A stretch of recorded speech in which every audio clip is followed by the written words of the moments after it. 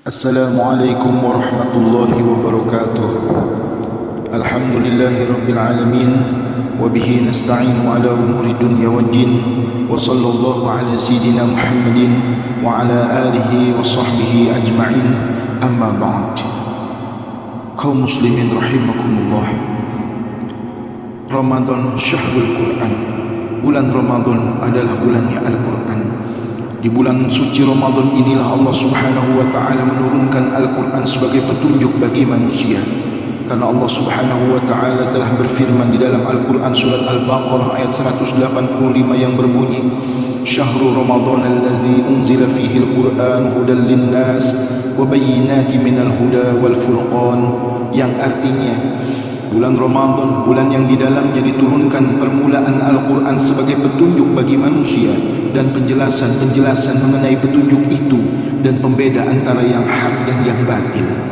Ini merupakan momen yang tepat untuk menghiasi bulan Ramadan dengan memperbanyak membaca tadarus Al-Quran, mentadaburi Al-Quran dan mengamalkan isi kandungan-kandungan Al-Quran di dalam kehidupan kita sehari-hari agar kita menjadi hamba-hamba Allah yang dicintai oleh Allah Subhanahu wa ta'ala. Alamatu hubbillah hubbul Quran. Kaum muslimin rahimakumullah. Al-Imam Haddad di dalam kitabnya mengatakan, anna tilawatal Quran al-azim min afdali ibadat wa azamil qurubat wa ajalli ta'at. Membaca Al-Quran itu sebagian daripada ibadah yang paling utama di sisi Allah, sebagian dari yang paling agung di sisi Allah, dan sebagian perkara yang dapat mendekatkan diri kita kepada Allah Subhanahu wa ta'ala. Oleh karena itu, marilah sama-sama kita bertakor untuk mendekatkan diri kita kepada Allah Subhanahu wa ta'ala di bulan suci ini dengan membaca Al-Quran, dengan menghidupkan malam-malam Ramadan dengan tadarus Al-Quran, agar kita menjadi hamba Allah yang dicintai oleh Allah Subhanahu wa ta'ala. Kalau kita sudah dicintai oleh Allah Subhanahu wa ta'ala, maka pintu surga terbuka untuk orang-orang yang mendapatkan cintanya Allah Subhanahu wa ta'ala.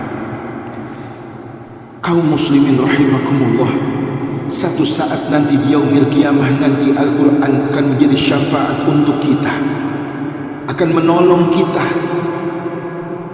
akan menjadikan satu bukti bahwa kita membaca Al-Quran, mentadaburi Al-Quran dan mengamalkan Al-Quran di dalam kehidupan sehari-hari. Terlebih-lebih pada kondisi keadaan sekarang ini yang kita telah diuji dengan wabah penyakit yang berbahaya, maka jadikanlah Al-Quran sebagai benteng untuk kita. Karena sebaik-baiknya benteng adalah benteng dari Allah Subhanahu wa ta'ala. Sebaik-baiknya penjagaan adalah penjagaan dari Allah Subhanahu wa ta'ala.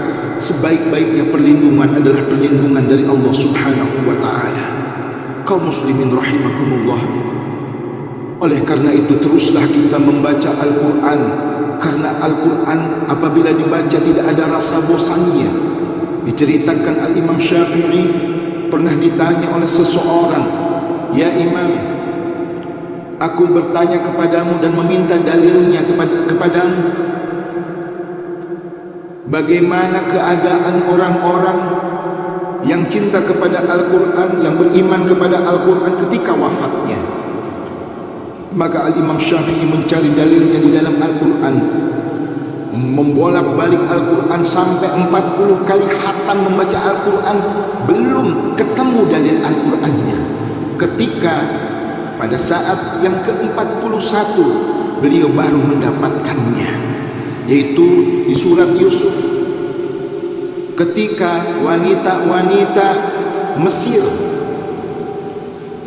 memotong daripada buah, kemudian dipanggilnya Nabi Yusuf alaihissalam dan melihat kegantengan Nabi Yusuf, mereka terus memotong daripada buahnya dan tidak terasa tangannya terpotong karena melihat begitu bercahaya dan gantengnya Nabi Yusuf alaihissalam.